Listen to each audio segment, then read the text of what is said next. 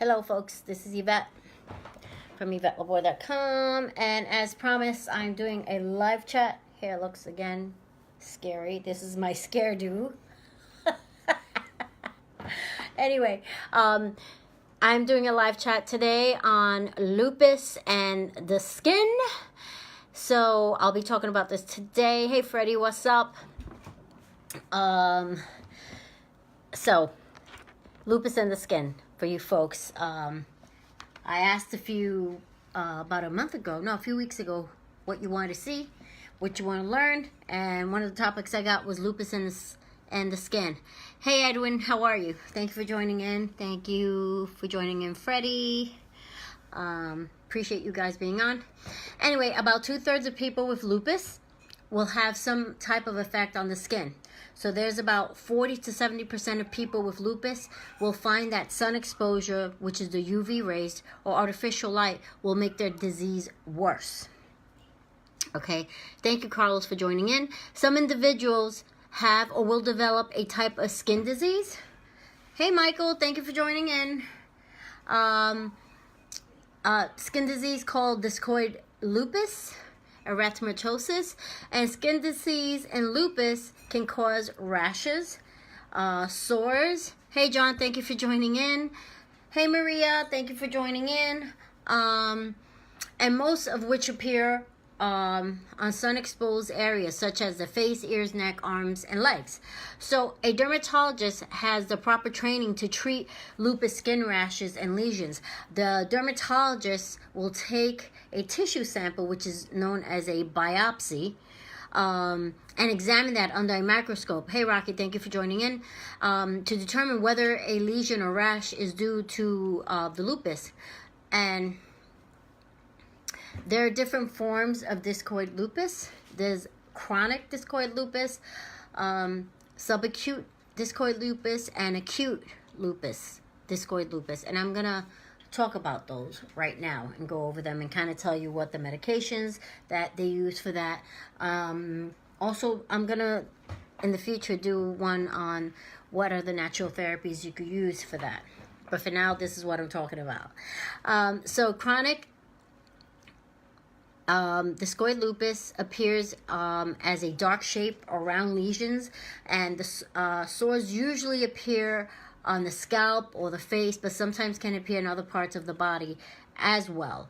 And approximately 10% of people with discoid lupus, hey Andrew, thank you for joining in, will later develop lupus in other organ systems. But the people probably already had the systemic lupus with the skin rash as a first symptom. Hi, thank you for joining in, Andrew. Discoid lupus lesions are often red and scaly and usually do not hurt or itch. Over time, though, these lesions can produce scarring and skin discoloration, and that sometimes it could be a dark colored or light colored areas, leaving that on the skin. If you've seen Michael Jackson in the past, sometimes he would get rashes in the face, and that's from discoid lupus. Also Seal, the way his face is, if you see he has like indentations, that's also caused by discoid lupus. A very actually severe case of discoid lupus when it leaves scarring like that. Okay. So discoid lupus lesions are often red and scaly. Hey Marsha, thank you for joining in. Martha, Larry, what's up Larry? Haven't seen you in a while. Thank you for joining in, guys. And they usually do not hurt or itch, but over time these lesions, like I said, can cause scarring and discoloration. You know, and if the lesions form scars, when they heal, there may be hair loss. You know, the loss may be permanent. I had them on my scalp a long time ago, but thank God I was able to heal from that, and now my hair grew back. But at one time I had no hair around here when the lupus was active in my system.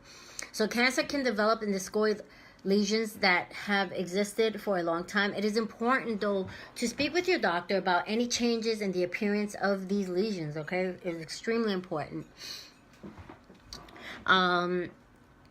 Well, I can't see. I should use my glasses, but I can't find my glasses, so I can't use them. Anyway, hey, Joseph. Thank you for joining in. Discoid lupus lesions can be very photosensitive, so preventative measures are important. One, avoid being out in the sunlight between the hours of 10 a.m. and 4 p.m. Okay, very important. Use plenty of sunscreen when you're outdoors.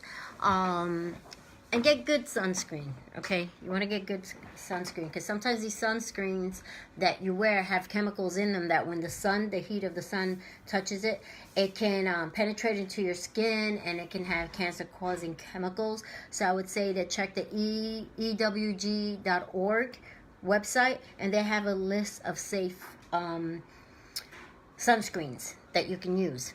Also, wear some protective clothing and a broad brim hats.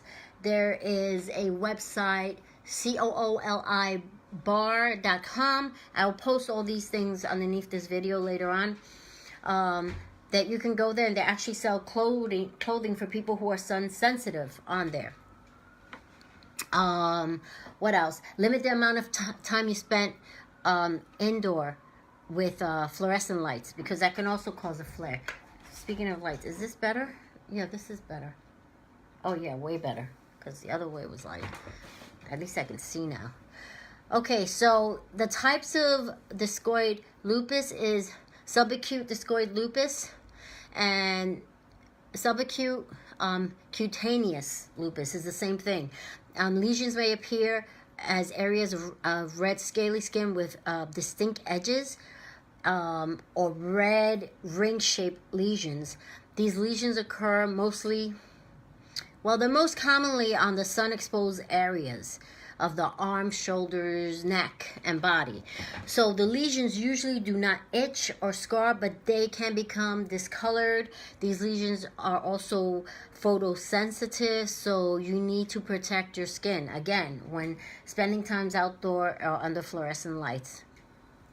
Also, acute cutaneous lupus lesions, which is discoid lupus as well, one type of discoid lupus, occurs when our systemic lupus is active. And the most typical form of acute discoid lupus is a malar rash in flattened areas, and that's kind of like the butterfly rash that they get when you have lupus. Is like that. Is it like this? Something like that, yeah. It kind of looks like the face of a wolf or a butterfly rash. They call that the butterfly rash. So it goes across the bridge of the nose and out like that. It's known as the butterfly rash. However, the rash can also appear on your arms, leg, body. And these lesions tend to be very photosensitive when you go out into the sun or you're under fluorescent lights. And they typically do not produce scarring, although the changes in skin color may occur from this. You get like this redness. It looks like you have a red rash across your face or on your body. One time, when the lupus was active in my system, my whole body turned red. It was crazy. And thank God that's gone. Hey Norma, thank you for joining in. So there are several types of other conditions that can occur with lupus, and I'm going to name a few and go over them with you. Hey Sonia, thank you for joining in. Calcinosis is one form of lupus. Is caused by the building of calcium deposits under the skin, and these deposits can be painful and may leak a white liquid. And calcinosis can develop from a reaction to steroid injection or as a result of kidney failure. Cutaneous vasculitis lesions occur when inflammation damages the blood vessels in the skin, and the lesions typically appear as small red, purple spots and bumps on the lower legs. Occasionally, larger nodules and ulcers can develop, and vasculitis lesions can also appear in the form of raised sores, or as small red or purple lines or spots in the fingernail folds or on the tips of the fingers. And in some cases, this can result in significant damage to the skin. Hola, Norma. Hey, Nini LaBoy, thank you for joining in.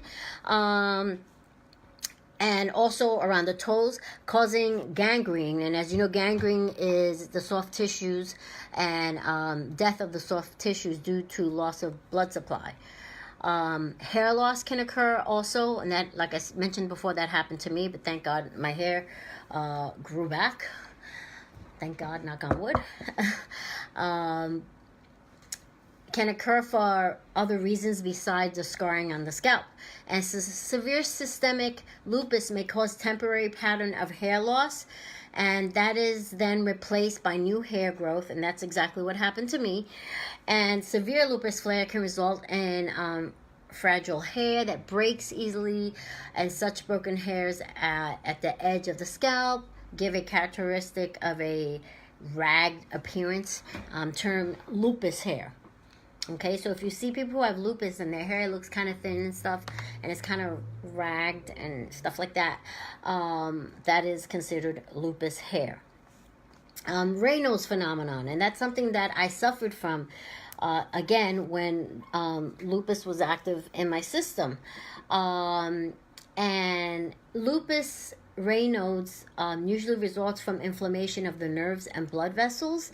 And some people can get Raynaud's phenomenon even though they don't have lupus. They can have some other autoimmune condition, some other chronic condition. Usually Raynaud's appear on people who have some sort of chronic condition. I'm not saying that that's the thing with everybody, but most of the time a person has some sort of chronic condition that leads to the Raynaud's being like some kind of overlapping disease. And you get that with lupus because that's something that I had in the past. So that's when the inflammation of the nerves and the blood vessels, and it happens mostly in cold temperatures or if you're in the AC, and it causes the tips of the fingers or toes to turn red, white, or blue, and pain and numbness, sometimes like a purplish color too.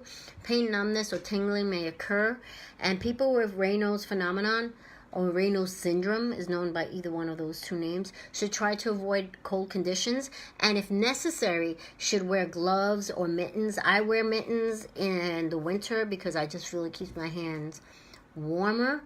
And although I don't have the Raynaud's anymore, it doesn't activate anymore, I still wear my mittens and I still try to keep my hands cold because, as you know, or maybe you don't know, I am in the Northeast. I'm in New York City, and our winters can be kind of cold.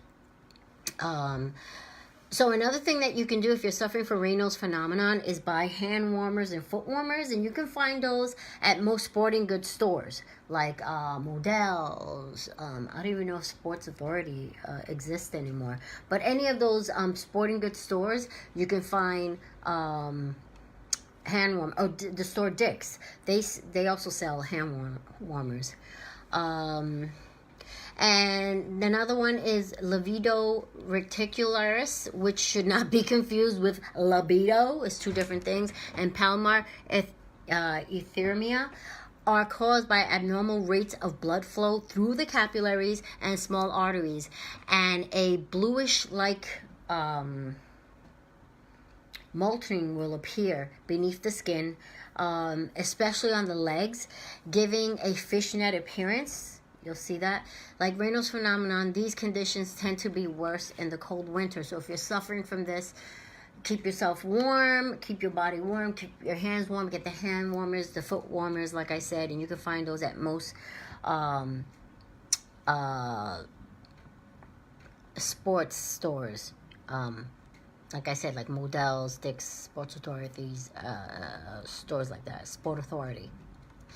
Mucosal ulcerations are sores in the mouth, and if you have lupus, you know what I'm talking about with the sores in the mouth. It can also appear in the lining of the vaginal tissues, but not as usual as appearing in the mouth. And these ulcers can be caused by both discoid lupus and systemic lupus. And I remember I used to get those in the mouth, and they would give me what was that they gave me? I forgot the medication they used to give me for that, but it used to help it go away. So it's important to differentiate the lupus ulcers from the herpes lesions and cold sores, okay, which may be brought on by the use of immunosuppressive drugs. Lupus ulcers are usually painless and signs of inflammation will show up in the biopsy. Whereas with herpes is a whole different type of ball game. And herpes and lupus have, you know, they're two different things. Okay? And the next one is, I'm going to try to pronounce this, okay, folks? Bear with me. Patechiae. Patechiae.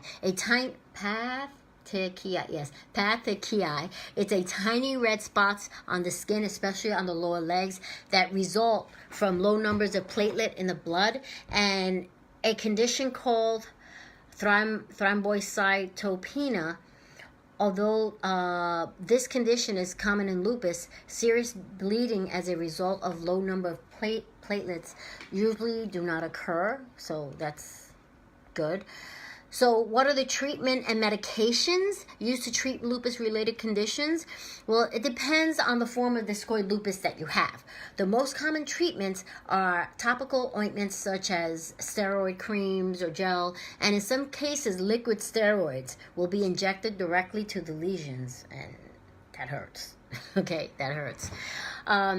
So there are a new class of drugs called topical immunomodulators, and they can treat serious skin conditions without the side effects found in steroids. Okay, there is one, the name that they use is Protopic, Protopic, and Eldil. And they have been shown to suppress the activity of the immune system in the skin, including the butterfly rash, the subacute discoid lupus, and possibly even discoid lupus lesions. Okay, so that's something, if you have this, you may want to discuss this with your doctor to see if he can get you these ointments to use. Also, there's a thing called Thylomid, sorry, I have a problem pronouncing some of them sometimes, has been increasingly accepted as a treatment for these types of lupus that affect the skin, and it has been shown to greatly improve discoid lupus that has been that has not responded to other treatments. So, and the spelling for that is THALOMID. And there are other preventative treatments that you can do. Like I said, avoid being in the sunlight or artificial ultraviolet rays. Seek shade when you're out in the sun. And try not to be out in the sun between 10 and 4. I mentioned this earlier. And use sunscreen and physical and chemical sunscreens. I would say check the EWG website, which is the Environmental Working Group, which is ewg.org. I mentioned that before, which are the best sunscreens with the less chemicals in them to help protect your skin. Also, you can get a cabana or a big brim hat and use that when you're out in the sun. Some of the local and topical treatments will be the steroid creams, ointments, gel solution, lotion sprays, foams, the ones that I mentioned before. Systemic treatment for mild to moderate disease. They do the steroids for short term, anti-malarias, hydrochloroquine, which is known as Plaquenil, retinoids also they use, Accutane is another type of medication they use, and sulfons. What else? So systemic treatments for severe disease, again, then they would give you the steroids for long term. Ridua is an oral medication that they give you when you have the lesions in your mouth. And I think the other one they used to give is like a pink pill called diflucan. I mean, I haven't taken meds in years, so I don't even know if they give that anymore. They may for that, but they have other medications now that are more powerful for that. So basically, this is all I have to share. Again, this live chat lupus and the Skin. I did because there was someone out there who inboxed me and told me they wanted to learn about lupus and the skin. So I hope you found this helpful and informative. And this is all I have to share with you folks today. If there's a lupus related topic or health topic you want me to speak about, you can email me at inspiredwellness@yahoo.com or inbox me right here on YouTube. Thank you for the thumbs up. Starting next week, I'm going to do my live chats from my business page, which is Yvette LeBoy, Lupus Wellness Coach. So if you're not on there, I would say get on there now, like my page, and so you won't miss the live chats, especially if you have lupus or some sort of autoimmune condition. Also, I wanted to share that I'm selling my Healthy Holiday Recipe ebook and my Halloween Recipe e-cookbook. And they both have some really great recipes. The Halloween Recipe e-cookbook is some really fun recipes that you could do with your kids if you have children or nieces and nephews like I do.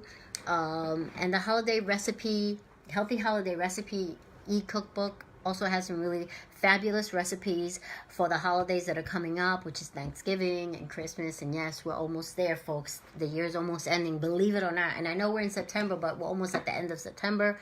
And fall is my favorite holiday, so I'm super happy that fall is here because my favorite holiday is Halloween, and fall is my favorite season, so I'm super excited. The only thing I don't like is when it starts getting dark early, but, you know.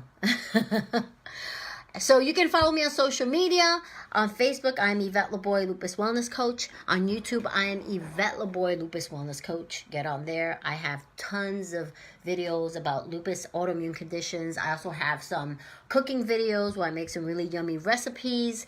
On Twitter, I am Holistic Gal. On Instagram, I am One Holistic Diva. And you can visit me on my website, which is YvetteLeBoy.com.